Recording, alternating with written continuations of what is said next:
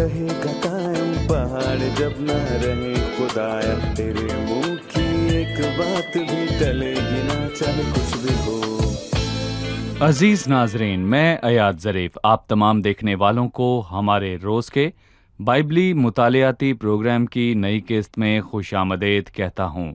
इस प्रोग्राम में हम बाइबल मुक़द्दस की तमाम किताबों यानी पैदाइश ता मुकाशवा रोज़ाना की बुनियाद पर मुताला पेश कर रहे हैं।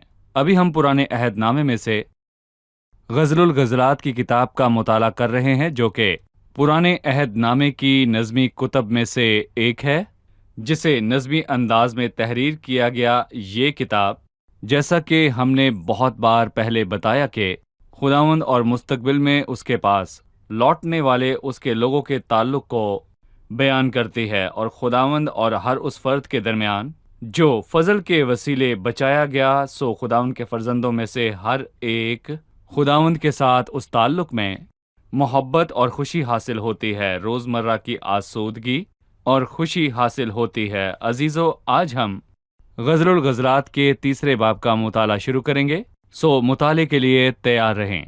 लेकिन प्रोग्राम के बाकायदा आगाज़ से पहले मैं स्टूडियो में आए खुदा के खादिम का खैर मकदम करूंगा। खुश आमदेद डॉक्टर फरीद। शुक्रिया भाई। और स्टूडियो में आए दीगर मेहमानों को भी खुश आमदेद। डॉक्टर फरीद, तीसरे बाब की शुरुआत यूं होती है कि मैंने रात को अपने पलंग पर उसे ढूंढा जो मेरी जान का प्यारा है, मैंने उसे ढूंढा पर ना पाया। क्यों? रात को अपने पलंग पर ढूंढने पर उसने अपनी जान के प्यारे को ना पाया। यकीनन हम रूहानी तौर पर बात कर रहे हैं।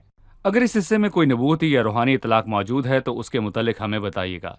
जहां तक रूहानी इतलाक की बात है तो मैं कहूंगा कि पलंग नींद और काहिली की तरफ इशारा करता है, और वो जो पलंग पर पड़ा है कुछ नहीं कर सकता, और यहां वो अपनी जिंदगी के एक हिस्से के मुतालिक बता रही है जिसमें काहिली तो थी लेकिन वो बेसकून थी। मैं तो रात को अपने पलंग पर हूं तो फिर सो जा, लेकिन वो सो नहीं सकती। उसे ढूंढ जो मेरी जान का प्यारा है, वो उसके लिए तड़प रखती है। मतलब जिसने मसीह को कबूल कर लिया तो उसके साथ के सिवा और कुछ भी उसको आराम नहीं दे सकता। कोई भी दूसरी बात उसे फिक्रमंद कर सकती है, मतलब फिक्र की कैफियत देखी जा सकती है। मैंने रात को अपने पलंग पर उसे ढूंढा जो मेरी जान का प्यारा है। वो फिक्रमंद थी और सो नहीं सकती थी। वो जान जो मसीह के नज़दीक और उसके साथ रहने और उसके इत्मीनान और खुशी से महजूज नहीं होती, वो हमेशा फिक्र में रहती है। लेकिन जब वो उठी तो उसे तलाश करने लगी, लेकिन ये काम उसने फौरन नहीं किया। वो कहती है कि मैंने उसे ढूंढा लेकिन उसे नहीं पाया, और वो ऐसा क्यों कह रही है? लेकिन अफसोस कि वो सो रही थी और नींद की वजह से वो उसे ढूंढ ना पाई। और इसी तरह जब ईमानदार नींद में होता है तो वो कहता है कि मैं दुआ करता हूं, लेकिन वो नहीं जानता कि मेरी दुआ नीम गरम दुआ है और मुझे ठंडक सी महसूस होती है क्योंकि मैं सो गई। बाद में उसने कहा कि अब मैं उठ गई हूं और शहर में फिरूंगी, कूचों में और बाजारों में उसको ढूंढूंगी जो मेरी जान का प्यारा है। मैंने उसे ढूंढा और ना पाया। तो क्या वो मुझे मिला? मैंने ढूंढा पर ना पाया क्योंकि वो उसे गलत जगह पर ढूंढ रही थी। वो शहर में गई जहां खेत खलियान थे, एक पुरसकून माहौल था, और वो उसे वहां मिला। वो शहर में गई, और बाइबल में शहर बहुत सी जगहों को जाहिर करता है।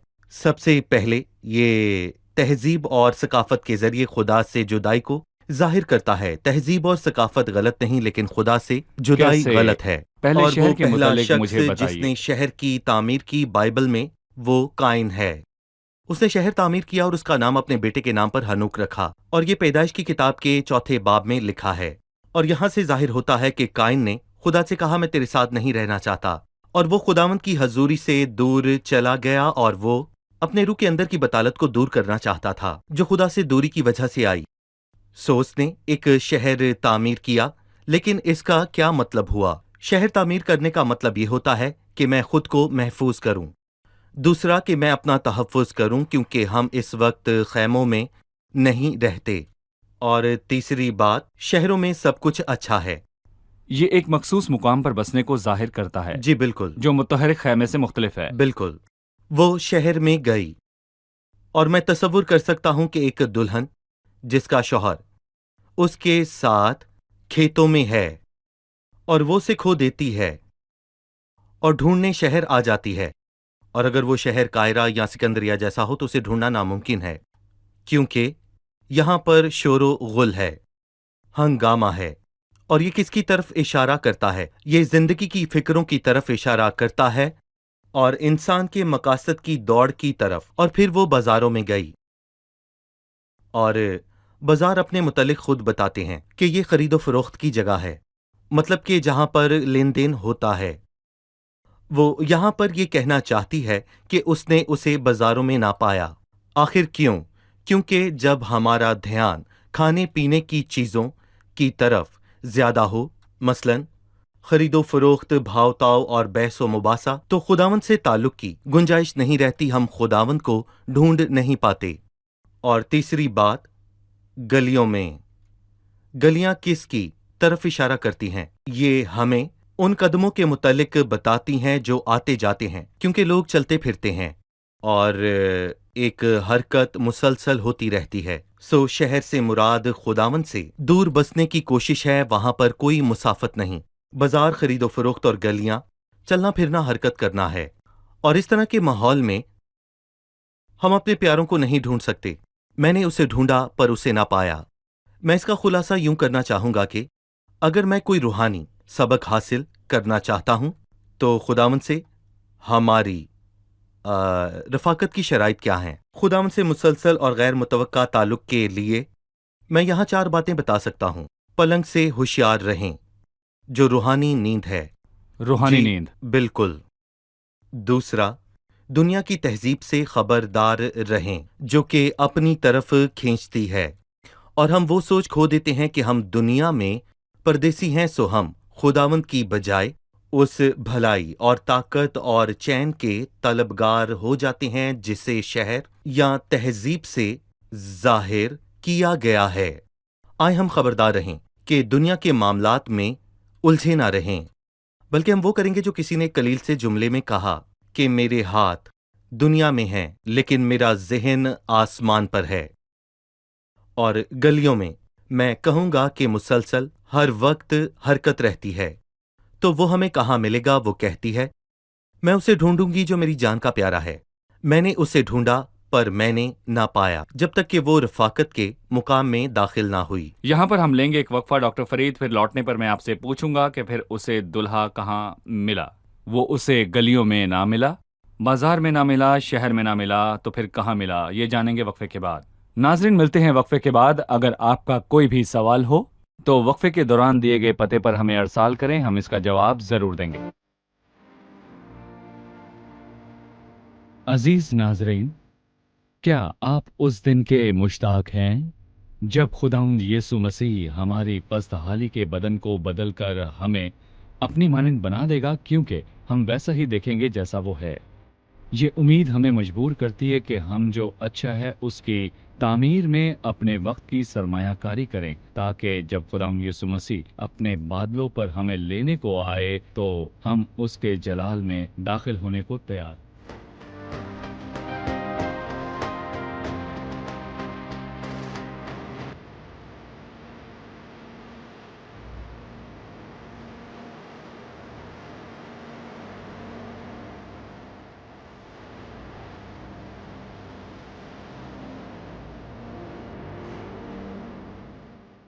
खुशामदीद नाजरीन, वक्फे के बाद हाजिर हैं। आइए गज़रुल ग़िज़लात की किताब के तीसरे बाब के मुताले में आगे बढ़ें। डॉक्टर फरीद, दुल्हन ने अपने प्यारे को शहर में ढूंढा, बाजारों में, गलियों में ढूंढा, पर उसे ना पाया। तो फिर वो उसे कहाँ मिला? मैंने उसे ढूंढा पर ना पाया, ये बड़े हिसास अल्फाज हैं। हालांकि हम बाइबल से ये समझते हैं कि जब तक खुदावंद मिल सकता है उसके तालिब हो, और जब तक वो नजदीक है उसे पुकारो। और ज़बूर 145 में भी लिखा है कि खुदावंद उन सब के करीब है जो उससे दुआ करते हैं, यानी उन सब के जो सच्चाई से दुआ करते हैं। वो उसे कहाँ मिला? बाइबल कहती है कि पहरे वाले जो शहर में फिरते हैं उससे मिले। पहरे वाले यानी कि पासबान, जैसे गांव में होते हैं, या फिर पुलिस वाले। उसने उनसे पूछा, क्या तुमने उसे देखा जो मेरी जान का प्यारा है? उन्होंने उसे जवाब ना दिया और वो चली गई, क्योंकि उसे जवाब की तवक्को ना थी। अभी मैं थोड़ी ही आगे बढ़ी थी कि मुझे मेरी जान का प्यारा मिल गया। मैंने उसे पकड़ रखा और उसे ना छोड़ा। और उसे ना छोड़ा। ये बड़ी जबरदस्त बात है। खुदावंद से रफाकत को ना छोड़ें। कुछ भी इसका नाम अब्दुल-अबाद नहीं है, और कोई भी हमें वो बातें बता ना पाएगा जो हमने उसकी रफाकत से दूर होने के बायज़ सच में खो दी। और आसिफ इस मसले पर बात करते हुए कहता है कि मैं मुकद्दसों से दूर था और मैं कड़वाहट से भर गया। मेरी सोच और जहन उलझन का शिकार थी जब तक मैं खुदावंद के मकदस में ना गया। फिर क्या हुआ? वो कहता है, मेरी आंखें खुल गईं। मैंने शरीरों के अंजाम को सोचा। नतीजा क्या हुआ? वो कहता है कि आसमान में तेरे सिवा और कौन है, और जमीन में तेरे सिवा मैं किसी का मुश्ताक नहीं। और उसे वो मिला, वो मुझे मिल गया। मैंने उसे पकड़ रखा और उसे ना छोड़ा जब तक कि मैं उसे अपनी माँ के घर में और अपनी माँ के खिलवत खाने में ना ले गई। यहाँ हम घर, खिलवत खाने या कमरे को देखते हैं, बल्कि जब तू दुआ करे तो अपनी कोठड़ी में जा और दरवाज़ा बंद कर ले, यानी ऐसी जगह जो दुनिया और उसके झमेलों से अलग है। तू अपनी कोठड़ी में जा और दरवाज़ा बंद करके अपने बाप से पोशीदगी में दुआ कर। इस सूरत में तेरा बाप जो पोशीदगी में देखता है तुझे बदला देगा। अच्छी बात है कि यहाँ खुदावंद से ताल्लुक को यूं बयान किया गया है, एक बार मैं उसके महल में गया, ज़ियाफत के घर में दाखिल होने वाला मैं हूँ। और दूसरी बार वो मेरे पास आया, या वो कहती है कि वो अपनी वालदा के खलवत खाना में ले गई।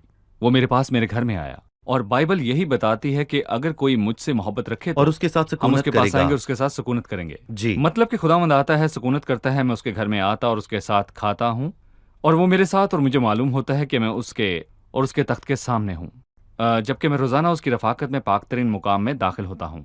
ये अच्छी बात है कि हमारे बीच की राह हमेशा खुली है। सही। डॉक्टर फरीद, चलिए मेहमानों से जानते हैं अब उनका सवाल।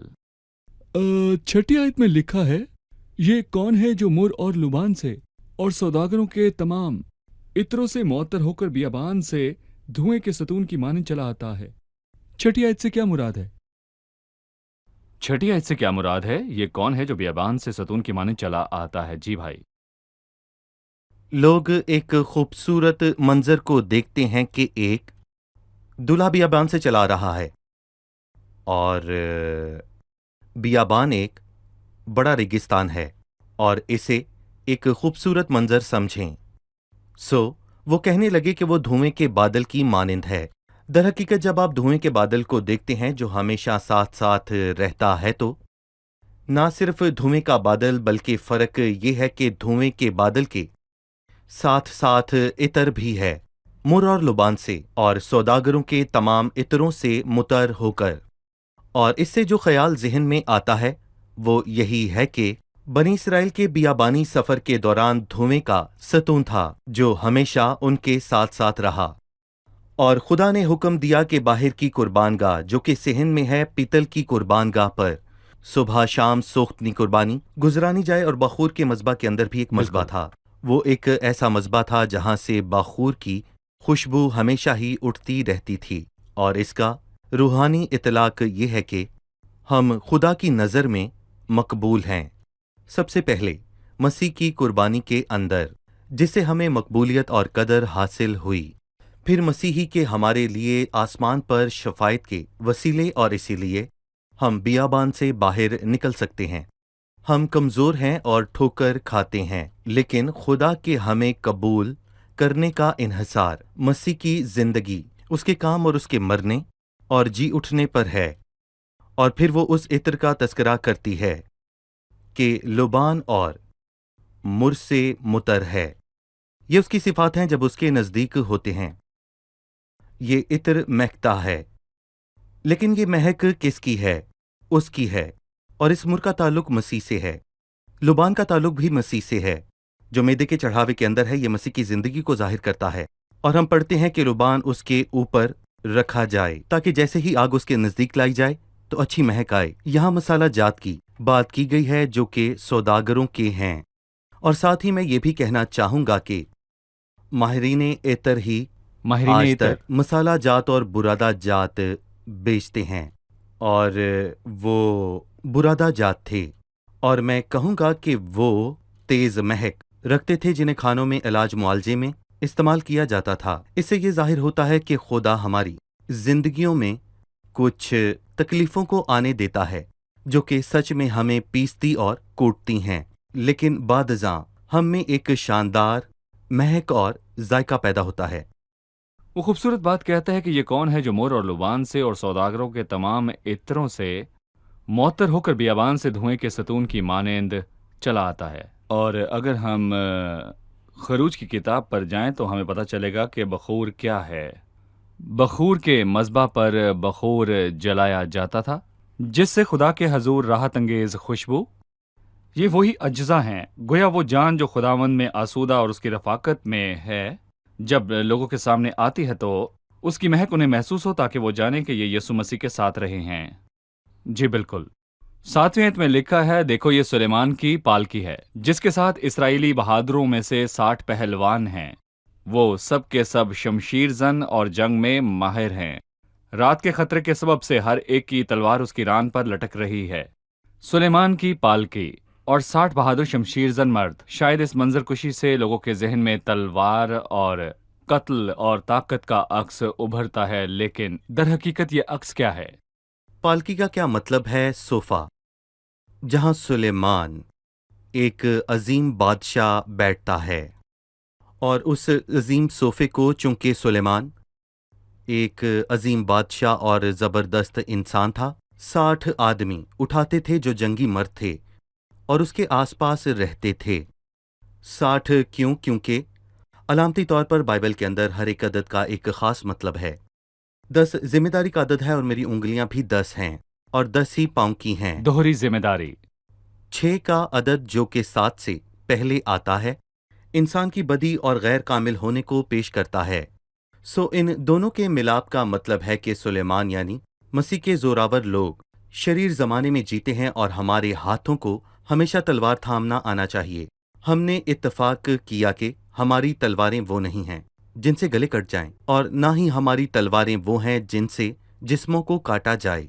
बहरहाल वो कलाम इलाही की तलवार है जिसके मुतल्लिक इफ्सियों 6 में रूह की तलवार जो खुदा का कलाम है। और दरअसल मुझे बहुत ही अच्छा लगता है जब बाइबल अपनी वजाहत करती है, ना कि किसी की ज़ाती सोच। कोई ये सवाल करे आपके पास ये तलवार कहाँ से आई, जो कि खुदा के कलाम को पेश करती है, और मैं उसे खुदा का जवाब कलाम दूंगा कि कहता खुदा का कलाम कहता है कि रूह की तलवार ले लो। और जो मसीह की खिदमत करते हैं उनके पास हमेशा रूह की तलवार होनी चाहिए और उन्हें जंग करना आनी चाहिए, क्योंकि सही। हम जंग में ठीक है। हैं और अकीदे पर हमला किया गया और सवाल उठाया गया, और हमें जवाब देना है कि ये रूहानी जंग है। रूहानी जंग। जी बिल्कुल। हम वक्फे के बाद मुताले में आगे बढ़ेंगे। नाजरीन, मिलते हैं एक छोटे से वक्फे के बाद। हमारे साथ रहिए।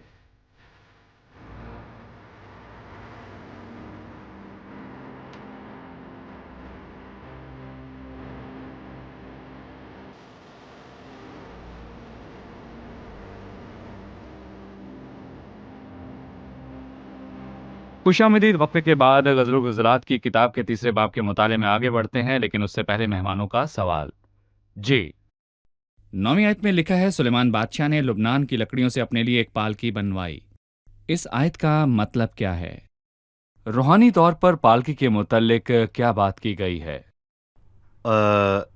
सबसे पहले तो पालकी का मतलब है वो कुर्सी जिसे कंधों पर उठाया जाता है, और ज़मानों से अजीम लोग इसे इस्तेमाल करते आए हैं, पर आज वो सदारती गाड़ियाँ और सदारती जहाज़ों का इस्तेमाल करते हैं। और जब सुलेमान यरूशलेम की गलियों में जाया करता तो उसे इसी पालकी में बिठाकर कंधों पर उठाकर ले जाया जाता। और ईमानदारों के लिए इसका रूहानी इतलाक यूं है कि जो मसीह की खिदमत करते हैं, मसीह को अपने कंधों पर उठाकर उसे सब लोगों के सामने बुलंद करते हैं और उसके जलाल को मसीह जाहिर को करते पेश हैं। करते और हैं। अगर किसी का कोई सवाल हो तो उसे जवाब देते हैं, और अगर कोई किसी बात का फहम ना रखे तो उसकी तजलील करते हैं। तो वो जानते हैं कि उसे जवाब कैसे देना है, और वो मसीह के जलाल की मुनादी करते हैं। फिर 7वीं आयत में जो पालकी है उसके साथ 60 बहादुर मर्द हैं, और वो बहादुर मर्द मसीह से वाबस्ता हर चीज़ का दिफा करते हैं। मसीह की अलूहियत का, बाइबल की सदाकत का, मसीह की सलीबी काम का। बिल्कुल। लिहाजा 9वीं आयत ये मसीह की कामलियत दुनिया पर जाहिर करने के लिए है, ताकि उसकी खूबियां जाहिर करो जिसने तुम्हें तारीकी से अपनी अजीब रोशनी में बुलाया है। वो पालकी के मुतल्लिक बताता है कि उसके डंडे चांदी के बनवाए, उसकी नशिस्त सोने की, गद्दी अर्गवानी बनवाई और उसके अंदर का फर्श यरूशलेम की बेटियों ने इश्क से मुरसा किया। हमें पालकी से मुतल्लिक इन चीज़ों के बारे में बताइए। पालकी में बुनियादी चीज लबनान का देवदार है, जो लकड़ी की बेहतरीन इकसामों में से एक है, और सुलेमान हमेशा लुबनान से ही लकड़ियां लाया करता था। देवदार किसको जाहिर करता है? जब हम 5वें बाब पर पहुंचते हैं तो वो अपने महबूब के मुतल्लिक कहती है कि वो खूबी में रश के सरू है, मतलब कि वो मुख्तलिफ इंसान और मुनफरिद शख्सियत का मालिक है, और जब आप उसकी जिंदगी का मुताला करते हैं तो वो मुनफरिद है और उसकी मानंद कोई नहीं। और फिर उस पालकी के डंडे चांदी से बने हैं, और मैं कहूँगा कि बाइबल में चांदी हमेशा निजात की तरफ इशारा करती है, और एक नुक्ता नज़र से ये खुदा के कलाम की तरफ भी इशारा करती है। उस चांदी की मानंद जो भट्टी में मट्टी पर ताई गई हो और 7 बार साफ की गई हो, और फिर उसकी नशिस्त सोने की है। और मैं कहूँगा कि सोना इलाही जलाल को जाहिर करता है। इलाही जलाल यानी कि यीशु मसीह के इलाही जलाल को जाहिर करता है। सोने से मुराद निजात और इलाही जलाल है। जी, उसकी गद्दी अर्गवानी है। खुदावंद जो सारे जलाल का मालिक है, जब उन्होंने उसकी पेशी की, रोमी फौजियों ने उस पर लानतान की। उन्होंने उसे किरमजी चोगा पहनाया और कहा, यह यहूदियों का बादशाह है। और फिर एक बार उन्होंने उसे अर्गवानी पोशाक पहनाई, और अर्गवानी रंग बादशाहों और हुक्मरानों, और मैं कहूँगा कि गैर अक़वाम के बादशाहों का रंग है। सो वो कहना चाहती है कि वो बादशाह है, और उसके अंदर का फर्श यानी पालकी का फर्श बिछाया गया है, लेकिन उसके मौत के मुतल्लिक ना बताया गया। ये शायरी की बहुत अजीम बात है कि वो बिछाया गया, लेकिन उसे किसने बनाया? मान लीजिए वो ये कीमती पत्थरों से भी ज्यादा कीमती बना है। है। उसने कहा नहीं, उसकी तमाम वो दौलत यरूशलेम की बेटियों के इश्क से मारूफ हकारत किया खिलाए। गया है। बिल्कुल। सो अगर हम कहते हैं कि ये पालकी लबनान की लकड़ी से बनी है, तो ये हमें मसीह की कामिल इंसानी फितरत के मुतल्लिक बताती है। लबनान की लकड़ी, देवदार की लकड़ी उसने डंडे चांदी के बनाए, यानी मसीह मुनज्जी है। उसकी निशिस्त सोने की बनी है, यानी मसीह ही इलाही जलाल के लायक है, मुजस्सिम बिल्कुल। खुदा है। और गद्दी अर्गवानी है, यानी मसीह बादशाह है। उसका फर्श यरूशलेम की बेटियों के इश्क से मुरसा किया गया, यानी ईमानदार मसीह से पूरे दिल से इश्क करते हैं, जो कि ईमानदारों के सोने चांदी से नहीं बल्कि उनकी मोहब्बत से खुश होता है। मैं 11वीं आयत पर आकर आपसे आखिरी तबसरा चाहूंगा। ऐ सिय्योन की बेटियों, बाहर निकलो और सुलेमान बादशाह को देखो, उस ताज के साथ जो उसकी माँ ने उसके ब्याह के दिन और उसके दिल की शादमानी के रोज उसके सर पर रखा। ये कब होगा या ये कब हुआ? यहाँ दोहरा इतलाक है। सबसे पहले उस जमीनी बकिया के लौट कर आने और मसीह यीशु पर ईमान लाने की एक बहुत बड़ी नबूवत है। लेकिन तुम जो मेरे नाम की ताजीम करते हो, आफ्ताब सदाकत तलू होगा और वो उसे कबूल करेंगे, और ये उनके लिए शादी के दिन की तरह होगा। बादशाह मसीहा को। जी, बादशाह मसीहा को। और बतौर ईमानदार हमारे लिए हम मुकाशफा के 19वें बाब में पढ़ते हैं कि वो सब जो आसमान पर है ललकारता है, और एक आवाज आई कि आओ खुशी करें और नहायत शादमान हों और उसकी तमजीद करें, इसलिए कि बर्रे की शादी आ पहुंची। यीशु मसीह जो सारे जलाल का मालिक है, जो हमारी खातिर बर्रा बनकर आया और ज़िबा किया गया और जी उठा और आसमान पर चढ़ गया। वो जिस दिन का मुंतज़िर है वो दिन आने वाला है जब वो अपनी कलीसिया को ब्याह ले जाएगा, लेकिन ये जमीन पर नहीं बल्कि ये सब आसमान पर होगा। सही। बहुत शुक्रिया डॉक्टर फरीद, खुदावंद आपको बरकत दे। चलिए मेहमानों से उनकी राय जानते हैं। जी, आज के प्रोग्राम से आपने क्या सीखा? जैसे हम खुदा के तालिब होते हैं, वो भी हमारा तालिब होता है। वो अपनी कलीसिया को लेने फिर से आएगा जो उसके खून खरीदे हैं, उसके लिए कीमती हैं। हम बेअबान में हैं और एक ऐसी दुनिया में है जो तुन मिजाज है। खुदाउन हमारी मदद करे कि हमारा हाल ये हो कि हम बेअबान से धुएं के सतून की मानद आने वाले मसीह की राहत अंगेज खुशबू से मुअत्तर हों। शुक्रिया। खुदावंद आपको बरकत दे। डॉक्टर फरीद, आपका भी शुक्रिया। आपको खुदावंद भी। आपके साथ हो। अजीज नाजरीन, इस बाब में आज की किस्त में मेरे और आपके लिए एक बुलाहट है, और हर उस शख्स के लिए जो मसीह से मोहब्बत रखता है, कि वो आए और इस पालकी को अपने कंधों पर उठाए। पालकी किसको पेश कर रही है? बैठने और आराम करने की जगह को, सुलेमान की नहीं बल्कि मसीह की। हम जानते हैं कि ये पालकी लबनान की लकड़ी से बनाई गई। आइए लोगों के आगे मसीह की इंसानी फितरत की कामलियत को जाहिर करें। हम मसीह की कामलियत पर, उसकी इखलाकियात और सिफ़ात का बहुत चर्चा करते हैं कि वो किस तरह से वाहिद कामिल शख्स है, कामिल इंसान है जो बेऐब है। पालकी के अंदर का फर्श यरूशलेम की बेटियों ने इश्क से मुरसा किया। आइए खुदा उनसे मोहब्बत रखें ताकि वो हमारी उस मोहब्बत में मसरूर हो। इसलिए कंवारियां तुझ पर आशिक हैं। हम उसके पास आते और कहते कि हम फक्त तेरे ही कायल हैं, हमारी आंखें तुझे ही देखना चाहती हैं, हमारे हाथ बस तुझी को थामना चाहते हैं, तू जो मेरी जान का प्यारा है। अजीजों, अगली किस्त में आपसे फिर मुलाकात होगी। खुदावंद आपको बरकत दे।